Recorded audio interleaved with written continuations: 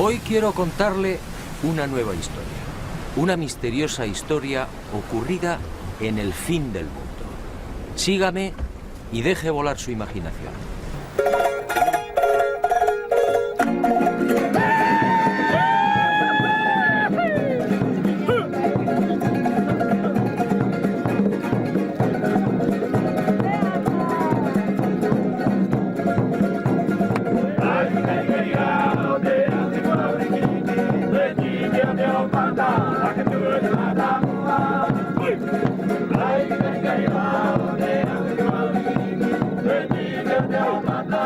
Ocurrió hace mucho tiempo y en mitad del océano. En aquel país vivía un rey sabio y prudente.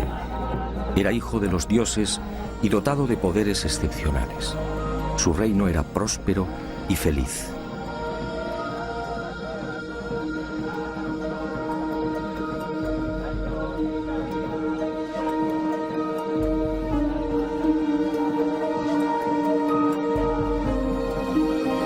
Pero de pronto aquel bello y exuberante lugar se vio amenazado. La tierra empezó a temblar y la mar, embravecida, avanzó inexorable, devorando el pacífico reino, y las tierras comenzaron a hundirse.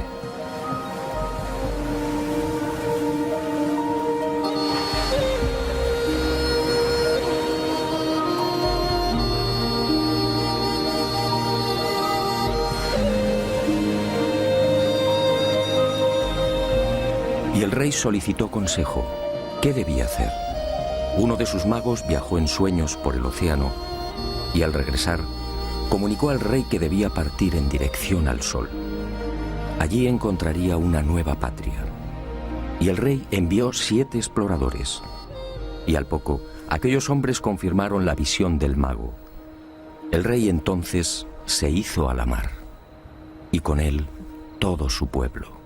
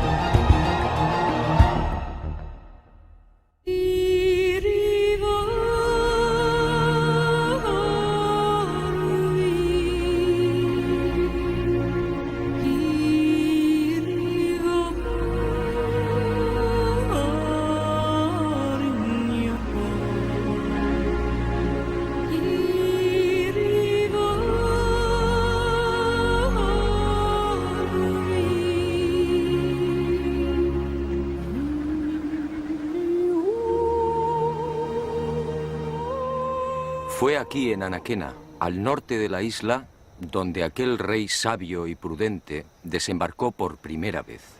Y con él llegó también el primer Moai, el símbolo que representa a Pascua.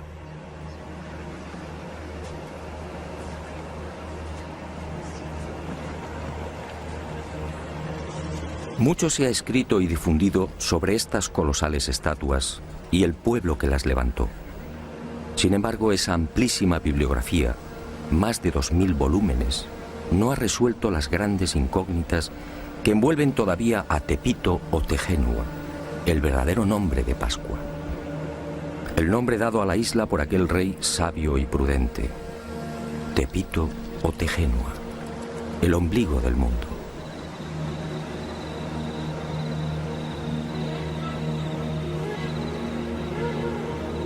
Científicos y especialistas no se ponen de acuerdo. ¿Existió en verdad aquel rey? ¿Se hundió la vieja patria? Si fue cierta la peregrinación por el océano, ¿cuándo se produjo? ¿Fue aquel rey y su séquito los primeros pobladores de Pascua? ¿Construyeron ellos los Moais? Y de ser así, ¿por qué? ¿Cómo los transportaron?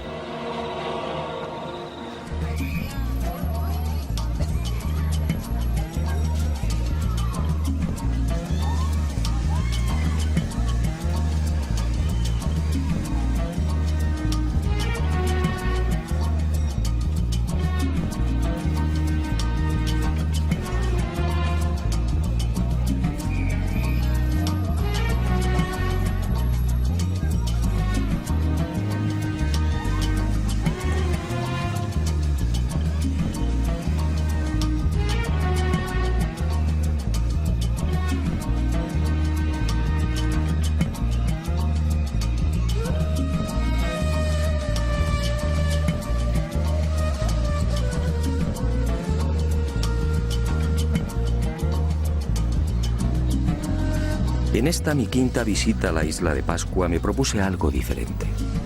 Algo que quizá podía arrojar nueva luz sobre los referidos misterios. Hasta ese momento todas mis investigaciones habían tomado como referencia los dispares criterios de la ciencia. Pero como digo, esas afirmaciones resultaban tan endebles como contradictorias. En esta oportunidad, obedeciendo a la intuición, escuché la voz del pueblo. ¿Qué cuenta la tradición? ¿Qué dicen los ancianos pascuenses? ¿Cuál es su versión?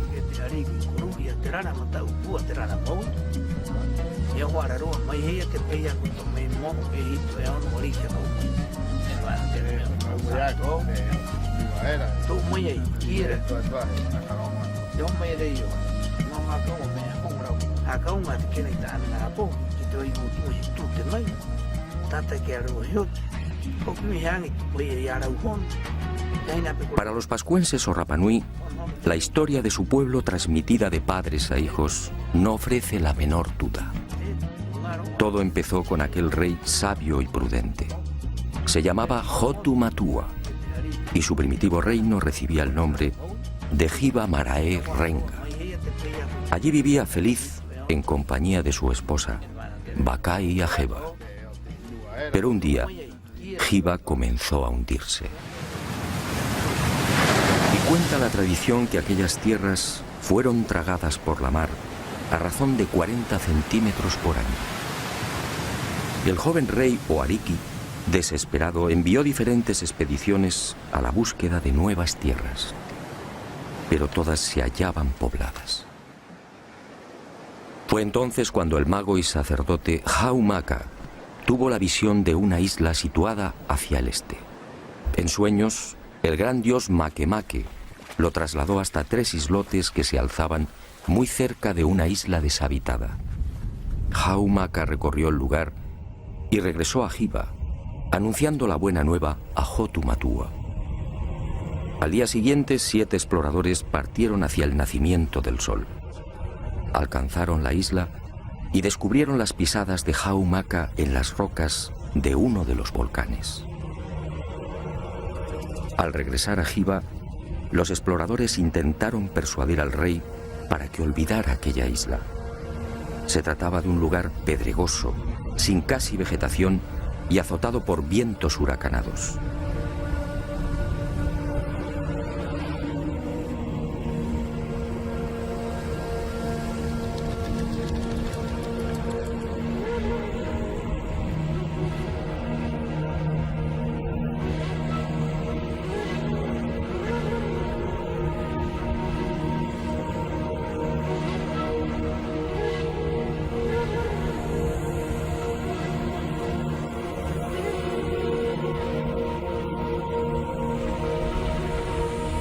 Pero Hotu Matua, confiando en su dios, zarpó de Giva en 2 grandes canoas. En una viajaba el rey con 300 hombres seleccionados. En la otra, la reina con las mujeres. Y con ellos, semillas, animales, un moai y la historia de Giva, recogida en 69 tablillas de madera. Unas tablillas grabadas con unos signos que solo podían leer los sacerdotes e iniciados. Era la historia de aquel pueblo y de la lejana patria desaparecida bajo las aguas. Después de no pocas calamidades y tras 66 días de navegación, aquel pueblo avistó al fin la tierra prometida. Se trataba, en efecto, de una isla mágica que el rey bautizó como el ombligo del mundo.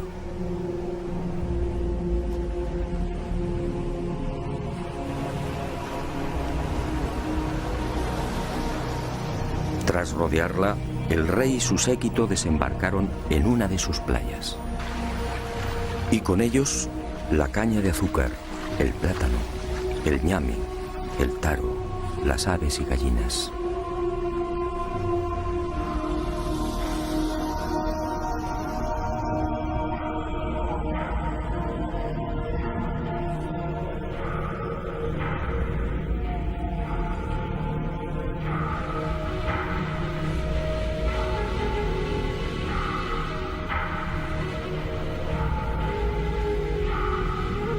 Y junto al rey, junto a los artesanos, agricultores, pescadores, adivinos, sacerdotes, mujeres y niños, desembarca también el símbolo de aquellas audaces gentes. Un símbolo que ha perdurado hasta nuestros días. Un símbolo cargado de misterio.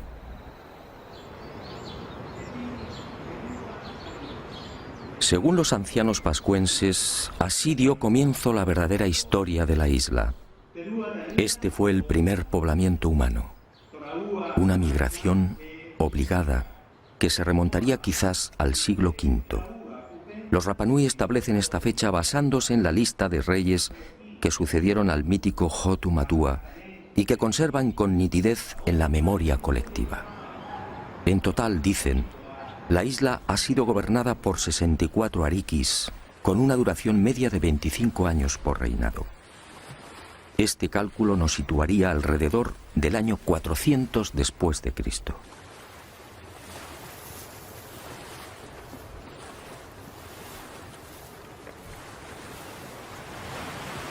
Algunos especialistas, sin embargo, fijan el desembarco de Hotu Matua y los Hanau Momoko o gente delgada en una época más reciente. Sea como fuere, en lo que sí coinciden científicos y Rapanui es en el hecho de que la isla se hallaba despoblada cuando Hotu Matua la pisó por primera vez. Y no es de extrañar, dadas las enormes distancias que la separan de las costas más próximas. De hecho, la única tierra que los pascuenses alcanzan a ver desde su isla es la luna. Hei tātou, aki runga era, o te manawai, ko te pokouri, ko te pumahore, ahau maka. Kara o te wā e ki te aroe, hua rewa ko akaha, I ananei, ko te hatiinga ko he ahau. La siguiente pregunta a los custodios de la tradición Rapanui fue obligada. ¿De dónde se supone que procedía Hotu Matua? ¿Existió realmente el país llamado Giva? Para la mayor parte de los científicos, el hundimiento de esas tierras es pura leyenda. Para los pascuenses, en cambio, Giva Marae Renga fue real. Así lo dice su historia.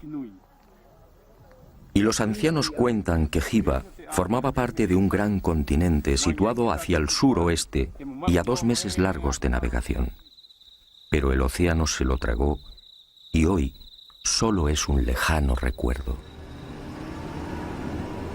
Y los Rapanui, agradecidos por el interés de aquel extranjero, fueron a revelarme un secreto que, según ellos, confirmaría lo que habían recibido por tradición oral.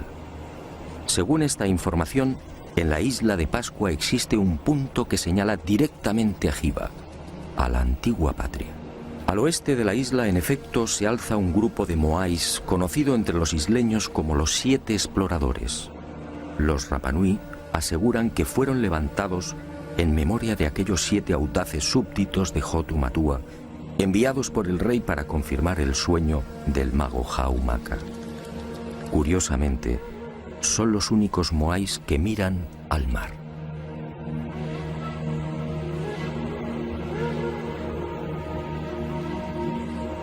Estos 7 moais apuntan directamente al lugar donde, según la tradición, se hallaba Hiva, en las proximidades de Nueva Zelanda, exactamente en el rumbo 254.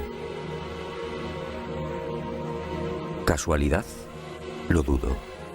Para la ciencia, aquella primera oleada humana que llegó a Pascua tuvo que proceder de algún punto más cercano. Y algunos señalan las Islas Marquesas, al noroeste. Otros incluso aseguran que Hotu Matua y su gente pudieron navegar desde las costas del Perú o de la India. Los pascuenses lo niegan. Hiva, dicen, era parte de un continente que ocupaba una gran extensión en el Pacífico Sur. E inevitablemente surge la sombra de otra leyenda. ¿Se refieren los Rapanui a Mu, el legendario continente desaparecido?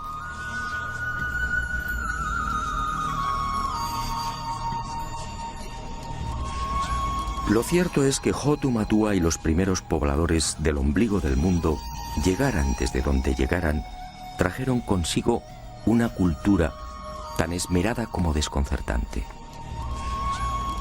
Hoy, la isla de Pascua es identificada casi exclusivamente por sus moais.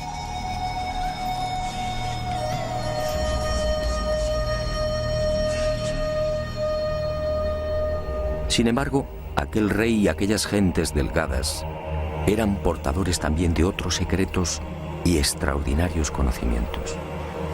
Una sabiduría incomprensible para aquel remoto siglo V.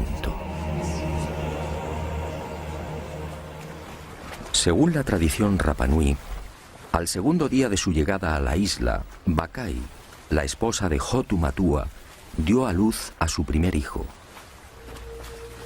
Se trató en efecto de un parto submarino.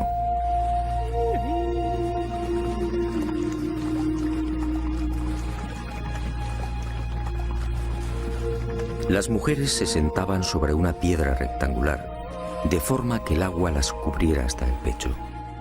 Y así nacían los bebés. Y uno se pregunta, ¿dónde lo aprendieron? ¿Cómo sabían de las ventajas de esta clase de alumbramiento? Fue en la primera mitad del siglo XX y a título experimental cuando algunos países nórdicos se decidieron a practicar el parto submarino. Y comprobaron que en estas especiales circunstancias, tanto la madre como el niño experimentan un menor sufrimiento.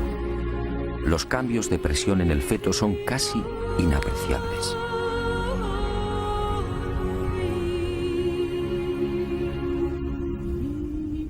Con la llegada a Pascua de la civilización, o debería decir de la supuesta civilización, esta ancestral costumbre se perdió, como se perdería también otro ritual igualmente insólito y que, según la tradición, procedía de Hiva. Las embarazadas eran trasladadas a la ciudadela sagrada de Orongo. Una vez aquí, los sacerdotes recogían el líquido amniótico, siendo utilizado por reyes y reinas para el cuidado de la piel y en las ceremonias de fertilización de la tierra. ¿Cómo sabían los primitivos pascuenses del poder regenerativo del apnio?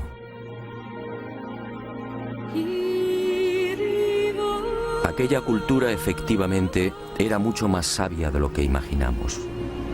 Pascua es una isla de origen volcánico, con un terreno hostil, pedregoso, casi permanentemente azotada por los vientos alisios y con un manto vegetal de apenas 50 centímetros. Y sin embargo, aquel rey sabio y prudente consiguió el milagro.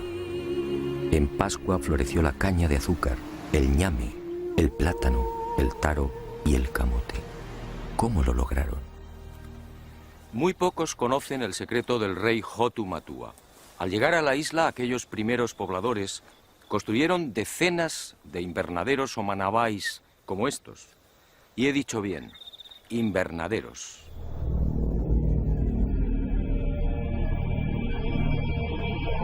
He aquí otra muestra de la sabiduría de aquel pueblo.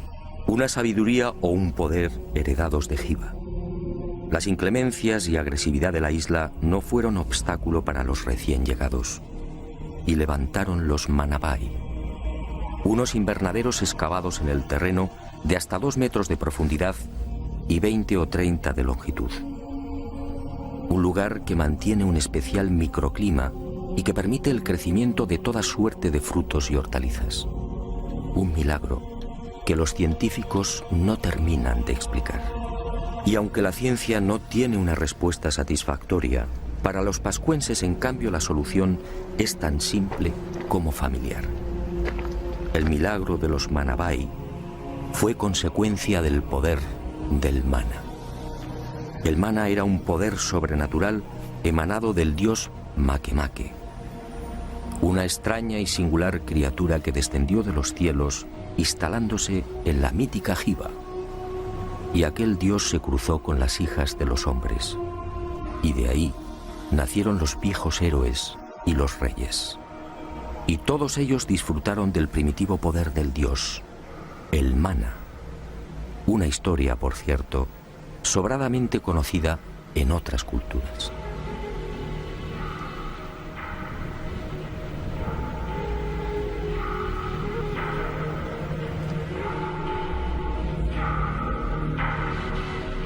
Y cuenta la tradición Rapanui que ese mana heredado de padres a hijos fue utilizado por reyes y sacerdotes en beneficio del pueblo. Ninguno de mis informantes supo explicar con precisión en qué consistía dicho poder sobrehumano. Todos, sin embargo, coincidieron en algo. Era como una fuerza, como una energía que modificaba personas y cosas. Cuando el rey extendía sus manos hacia la mar, peces y tortugas se multiplicaban, abasteciendo así a sus súbditos. Cuando el ariqui tocaba semillas o plantas, las cosechas prosperaban. Cuando lo hacía con los animales, la fuerza del mana los engordaba, acelerando la reproducción. El propio nombre del dios, Makemake, no es otra cosa que un apócope o supresión de letras de la primitiva designación de la deidad. Manake, Manake. Es decir, el que disfruta de un poder más que excepcional. En definitiva, según los ancianos Rapanui, fue gracias al mana como sus ancestros lograron transportar los grandes bloques de piedra que cierran los invernaderos. No importaba peso o volumen. El mana, dicen, los hacía levitar, venciendo así la gravedad. Y otro tanto sucedió con las extrañas construcciones que se alzan al sur de la isla, en el paraje conocido como Binapú. Otro de los grandes enigmas de Pascua, para el que los científicos tampoco tienen explicación. Aquí, desafiando toda lógica, permanecen los restos de un aju o altar, muy diferente a los 101 que se conservan a lo largo y ancho de la isla. Diferente, sí, por su estructura y por el peso y pulido de los bloques que lo integran. Bloques de duro basalto de hasta 11 y 12 toneladas perfectamente escuadrados. ¿Cómo lograron semejante perfección? Ni siquiera una afilada navaja puede penetrar entre sus paredes. Pero quizá lo que más sorprende de esta construcción es la extraordinaria semejanza con otros muros situados a miles de kilómetros. Sígame y juzgue por sí mismo.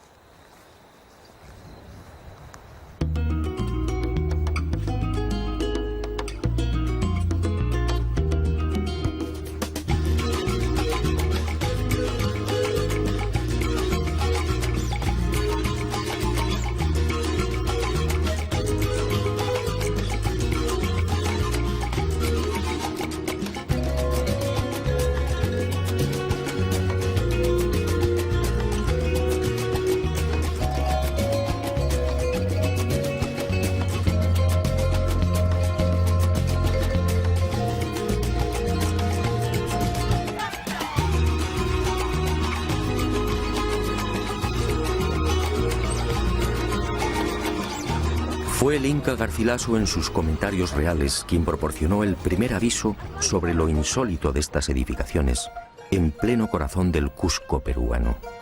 Parece como si alguna clase de magia hubiera presidido su construcción. Más parece trabajo de demonios que de seres humanos. Y llevaba razón. ¿Cómo explicar esta piedra de 12 ángulos? ¿Cómo entender el transporte y alzado de estas formidables masas de piedra? ¿Cómo las pulieron? ¿Cómo lograron ese milimétrico encaje idéntico al de Vinapú en la isla de Pascua?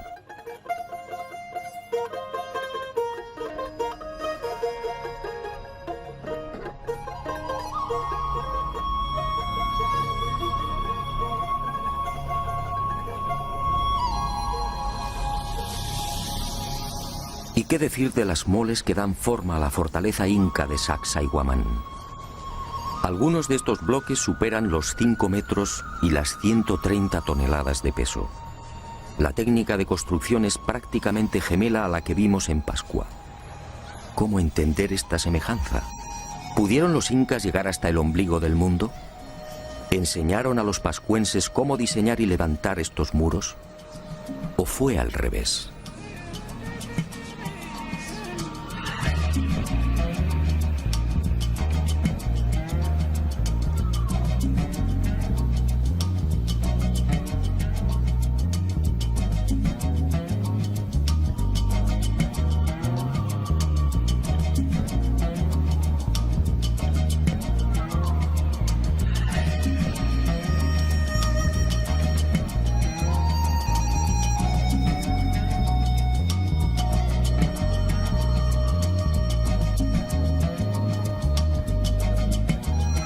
Y otro tanto sucede con los almacenes y tumba del rey Ranjai, en la ciudad etíope de Aksum. Una formidable construcción con bloques de 500 toneladas, escuadrados exactamente igual que en Perú y Pascua. Un complejo funerario que se remonta al año 2500 a.C.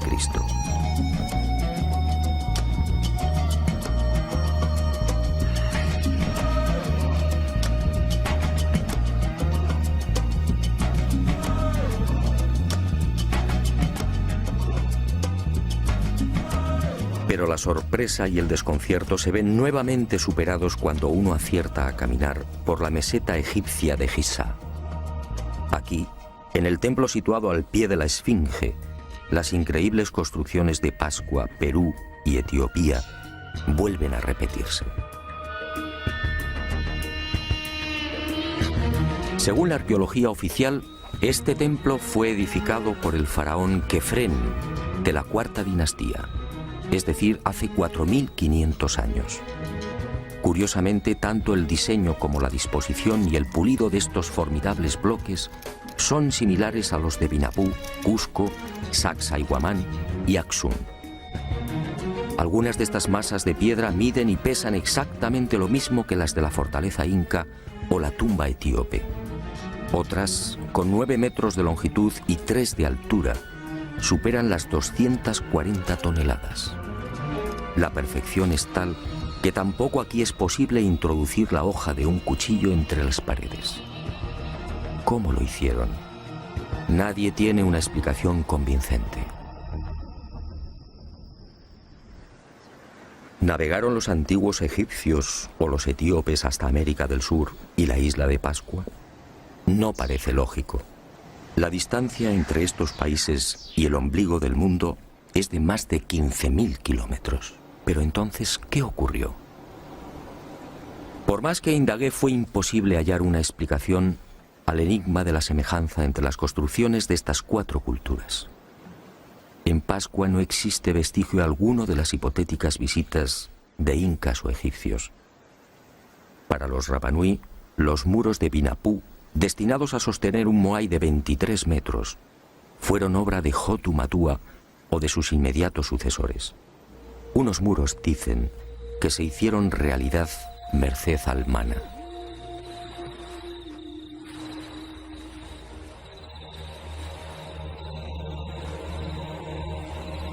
Hotu Matua. He aquí otro de los intrigantes misterios de Pascua. ¿Qué fue de aquel primer rey? ¿Qué fue del Ariki que fundó la cultura Rapanui y que trajo el primer Moai? Según la tradición, Hotu Matua gobernó durante 20 años. Fue la época del máximo esplendor. Un periodo en el que se inició probablemente la construcción de las gigantescas estatuas y, sobre todo, el reinado del mana por excelencia. Todo en el soberano era mana, todo era sagrado. Nadie debía tocarlo. Su cabeza, cabellos y manos eran santos. No podía cortarse el pelo y tampoco las uñas. Sus manos solo tejían redes. Al morir, el cráneo era separado del cuerpo y adornado con pinturas o grabados. Pero este poder, el mana, se hallaba asociado a otro concepto, el tapu, es decir, lo prohibido. Cualquier persona u objeto que pudiera tocar el rey quedaba maldito. Y el tapu, un concepto del que procede la palabra tabú, ha llegado hasta nuestros días en la isla del fin del mundo. El pescador, por ejemplo, no puede comer los peces que captura. Las mujeres y niños Rapanui tienen prohibido el consumo de atún durante la época estival. Los pascuenses no deben pisar el terreno donde se ha enterrado un cordón umbilical. Nadie podía ver al Ariki comiendo o durmiendo. Los infractores del tapu eran condenados a muerte bien por el aplastamiento del cráneo o bien por la introducción en el recto de una antena de langosta marina. Un suplicio extraordinariamente doloroso que conducía indefectiblemente a la muerte.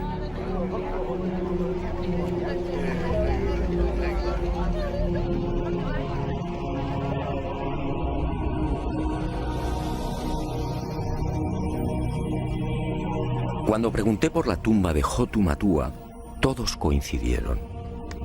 Fue sepultado en Akahanga, al sur de la isla. Un punto equidistante de todas las tribus, y su cabeza, dicen, fue arrojada al mar para que regresara a Hiva. Hoy, este lugar es igualmente sagrado.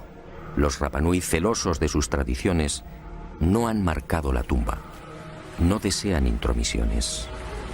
Nosotros, gracias a una información confidencial de los ancianos Rapanui, conseguimos ubicar el punto exacto donde, al parecer, reposan los restos de Hotu Matua.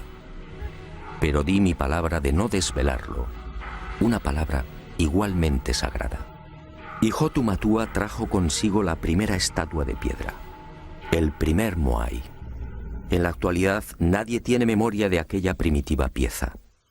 Probablemente fue destruida. Según la arqueología, en Pascua han sido catalogados alrededor de 1000 moais.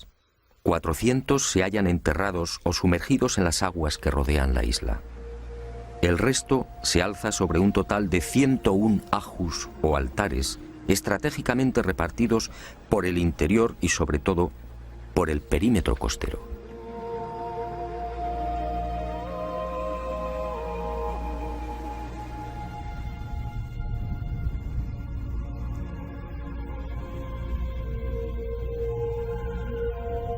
Como decía, es mucho lo que se ha dicho y escrito sobre el símbolo por excelencia de Pascua. Y a decir verdad, son muchos también los infundios y despropósitos que giran en torno a estas colosales estatuas. ¿Fueron construidas por seres extraterrestres? ¿Fue Hotu Matua y su gente, como ha llegado a difundirse, una perdida expedición de la no menos mítica Atlántida? La verdad probablemente es otra. Los moais encierran aún algunos misterios, pero en mi opinión, nada tienen que ver con seres llegados del espacio.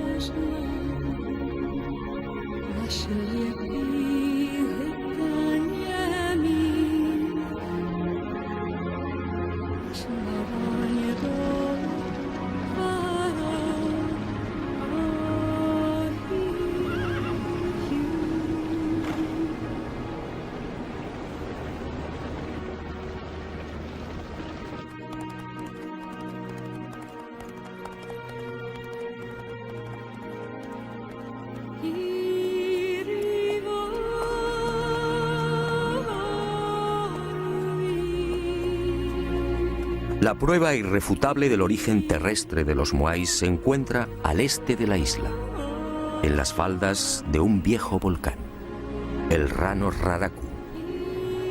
Aquí se han contabilizado 396 estatuas, muchas terminadas y otras en fase de ejecución. Aquí, en la llamada cantera de los moais, se han encontrado los toki, las rústicas herramientas de basalto con las que se labraban. No hay, por tanto, la menor duda. Los moais son obra humana. Otra cuestión es por qué los hicieron y, sobre todo, cómo los transportaron. Para los científicos, una vez más, no hay seguridad. Para los pascuenses, en cambio, la finalidad de estos colosos de piedra está muy clara. Se trataba sencillamente de la representación de reyes o personajes notables de la comunidad. La estatua era trabajada en la cantera. Una vez concluida se dejaba deslizar por la pendiente y encajada en una fosa. Allí se remataba la espalda y se esperaba a que el propietario falleciera.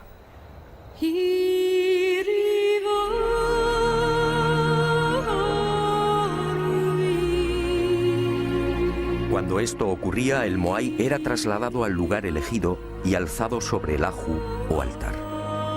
Era entonces cuando los artesanos procedían a la fase culminante. Abrían las cuencas oculares y engastaban en ellas unos ojos de coral blanco con pupilas de escoria roja. Y esa mirada terrorífica era la señal. El difunto tomaba posesión del moai y su poder, el mana, se difundía a través de dicha mirada. Y el mana alcanzaba así a todos sus súbditos y familiares. Por eso la casi totalidad de las estatuas mira al interior de la isla. Y en ocasiones, según la categoría del difunto, los moais eran adornados también con los pukao, una suerte de moño o sombrero elaborado con escoria roja y que, según los Rapanui, constituía el emblema del nuevo hombre Dios.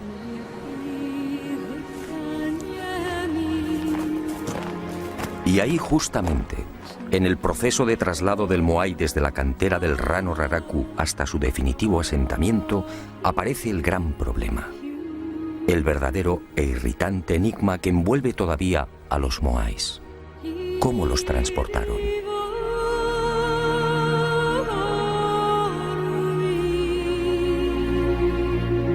La altura media de los casi 600 moais que pueden contemplarse hoy en la isla oscila alrededor de los 4 metros, con un peso aproximado de 20 a 30 toneladas. Hay excepciones, como en los casos del moai paro, en la costa norte, con casi 10 metros de altura y 85 toneladas de peso, y el moai a medio terminar de la cantera del Rano Raraku. Este coloso de 22 metros de longitud habría llegado a pesar unas 250 toneladas. En el caso de los sombreros o pucaos, la mayor parte de estos cilindros supera las 7 y 8 toneladas. ¿Cómo se las ingeniaron los Rapanui para trasladar semejantes moles a lo largo de la isla y para elevar los tocados hasta 5 metros de altura? Durante décadas, científicos como Malloy, Schwarzkopf, Thor Heyerdahl y otros se han esforzado por demostrar que el citado transporte de los moais no es en realidad un problema tan arduo o intrigante. Y han echado mano de las más peregrinas soluciones. Trineos de madera sobre los que descansarían las estatuas. Horquillas también de madera de las que colgarían los moais. Cuerdas y rodillos y hasta caminos de paja por los que podrían haber sido desplazados los grandes colosos. La verdad es que estas hipótesis no convencen. En algunos casos, ese supuesto arrastre habría exigido cientos, quizá miles de hombres. En otros, el uso de cuerdas o maromas amarradas al cuerpo de las estatuas habría dañado irremisiblemente la palangonita, la frágil piedra volcánica con la que fueron labradas. El ejemplo más claro lo tenemos en el moai de Tongariki. En 1982 fue expuesto en la ciudad japonesa de Osaka. Pues bien, a pesar del exquisito cuidado desplegado en su manipulación y transporte, las sogas lo dejarían marcado para siempre. Y me pregunto, si los antiguos pascuenses se valieron de cuerdas y rodillos para transportar los moais, ¿por qué ninguna de las estatuas presenta las lógicas rozaduras? Pero el gran fallo de cuantos han intentado explicar el traslado de los moais de forma convencional aparece al echar mano de la madera. ¿Rodillos? ¿Trineos? ¿Horquillas? ¿Estructuras en forma de V? Los científicos, al plantear sus hipótesis, dan por hecho que dicha madera era un bien abundante en la isla. Grave error. Los ancianos lo han repetido hasta el aburrimiento. Pero nadie les ha prestado atención. En Pascua, dicen los Rapanui, jamás hubo bosques. Y vulcanólogos y expertos en polen han terminado dándoles la razón. Hace 10.000 o 12.000 años, la isla padeció la última gran erupción volcánica. El Maunga Terevaca al norte entró en actividad y los ríos de lava arrasaron Pascua, sofocando cualquier vestigio de vegetación. Cuando Hotu Matua desembarcó en Anaquena, el ombligo del mundo era un paraje casi desolado. El único arbusto presente en la isla era el toromiro, de apenas 1,30 metros de altura y 30 centímetros de diámetro.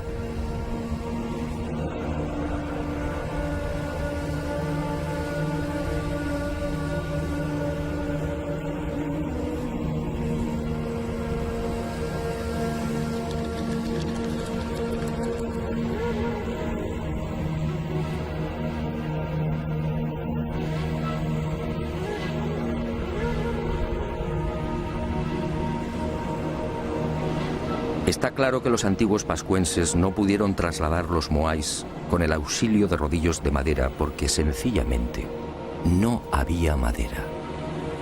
Y el enigma aparece de nuevo.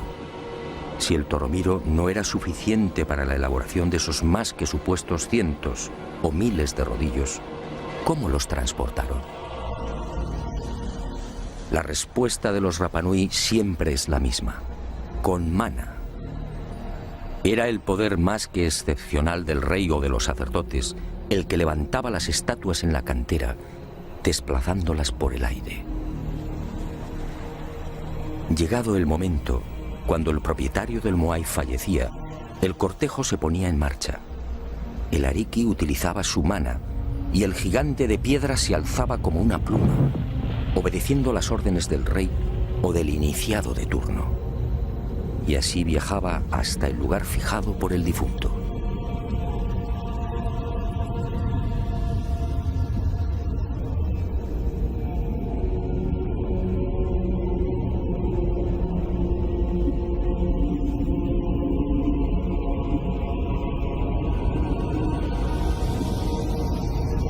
Así, aseguran los ancianos, se salvaban los accidentes geográficos depositando el moai en los ajus más inaccesibles, incluso en los acantilados.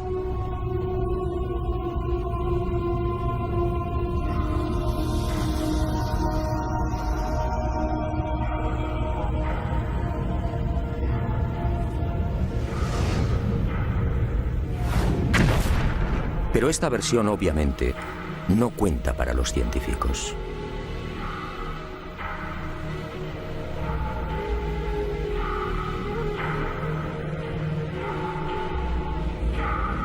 La magnífica industria lítica de los pascuenses se prolongaría hasta el siglo XIII.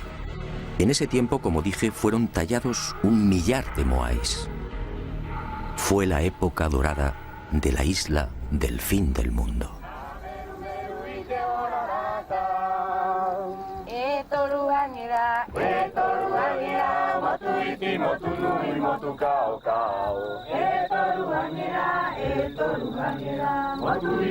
Pero un buen día, hacia el año 450, sucedió algo imprevisto.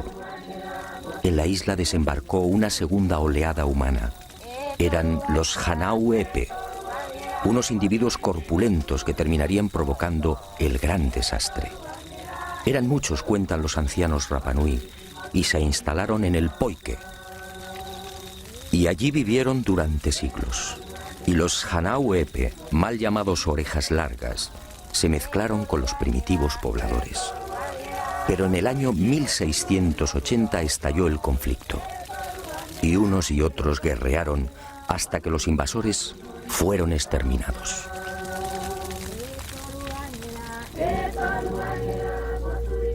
La isla no se recuperaría jamás de aquella sangrienta guerra. Y poco tiempo después, las rivalidades entre tribus y familias desembocarían en otra catástrofe.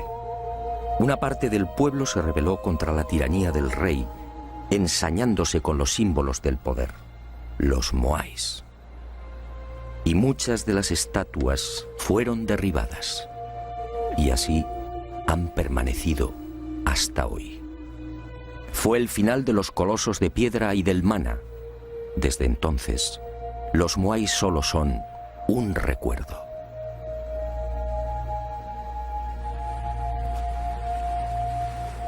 Pero las desgracias de la isla del fin del mundo no terminaron ahí.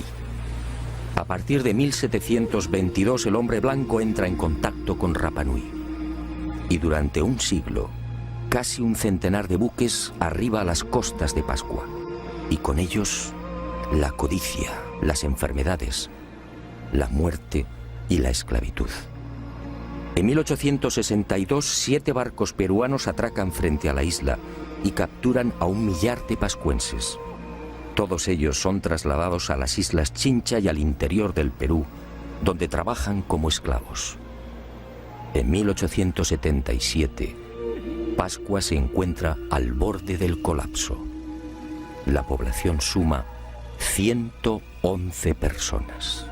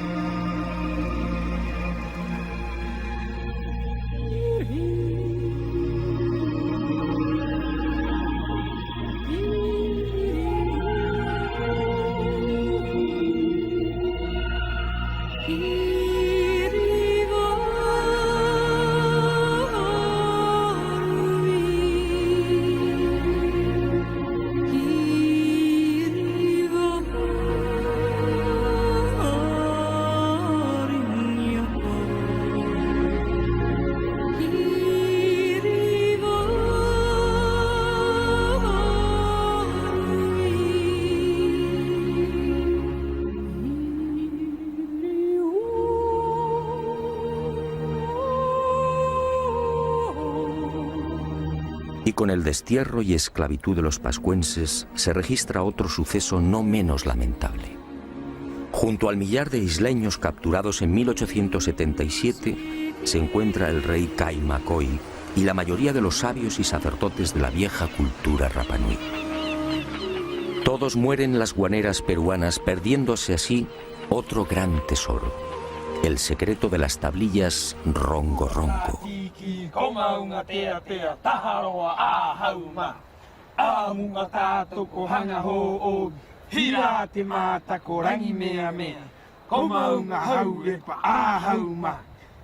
Cuenta la tradición que fue Jotumatua, el ariqui sabio y prudente, el que trajo consigo las 69 tablillas de madera en las que se narraba la historia de Jiva y de su pueblo.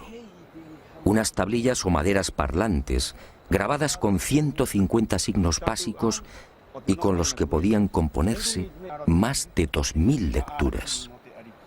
Un formidable tesoro que se perdió con el destierro de los últimos sabios e iniciados Rapanui. Hoy solo quedan 24 de estas tablillas repartidas por los más importantes museos del mundo. Su valor es incalculable. Algunas están valoradas en $2 millones. Aquí, sin duda, se explican muchos de los enigmas que todavía envuelven a Pascua. Aquí, según los ancianos Rapanui, en estos extraños símbolos se habla también del mana y del singular y poderoso dios Makemake, la criatura que bajó del cielo.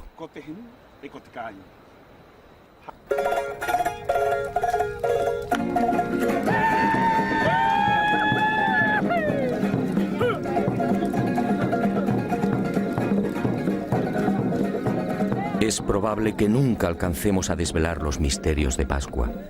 No importa. Pascua sigue conservando la huella y la magia de aquel tiempo y de aquellos hombres. Eso, en el fondo, es lo importante. Pascua, hoy, es una puerta abierta a la imaginación y a los sueños. La puerta más sagrada y benéfica con la que todavía cuenta el ser humano.